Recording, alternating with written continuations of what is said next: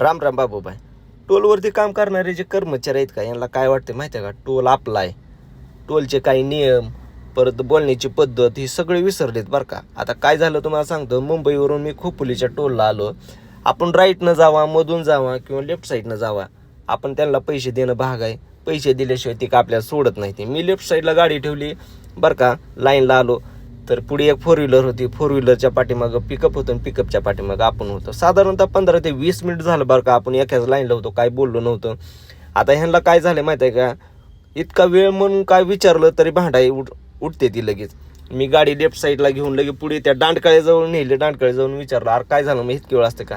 एक जण साठी गाठलेला माणूस माझ्याजवळ आला, बोनटवर हात मारला, तुझी काही पद्धत आहे का पुढे यायची. मी म्हणलं तुमची पद्धत सांगा. म्हणलं 20 ते 25 मिनिटं झालं, म्हणलं आम्ही इथं थांबलोत.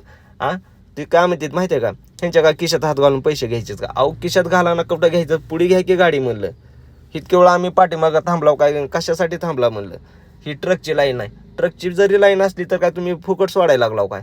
ते साठी गाठणारा माणूस काय म्हणतं माहिती आहे का, ह्याची गाडी घ्यायची नाही. म्हणलं गाडी घ्यायची नाही तसली बोलू नका. म्हणलं फुकट बिकट सोडणं झाला. म्हणलं पैसे घ्यायला लागला, आता तर सोडत नाही. कसं सोडत नाही म्हणलं बघतो. म्हणलं गाडीच्या पुढे यायला लागला, बोनटवर हात मारायला, दरवाजा उघडायला.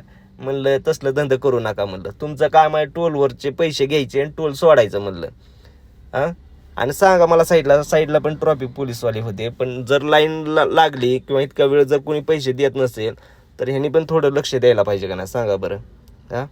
मग जर पैसे देत नसेल तर ह्यांना साईडला घेऊन पैसे घ्यायचे. पाठीमागले पण जाणार आहेत ना.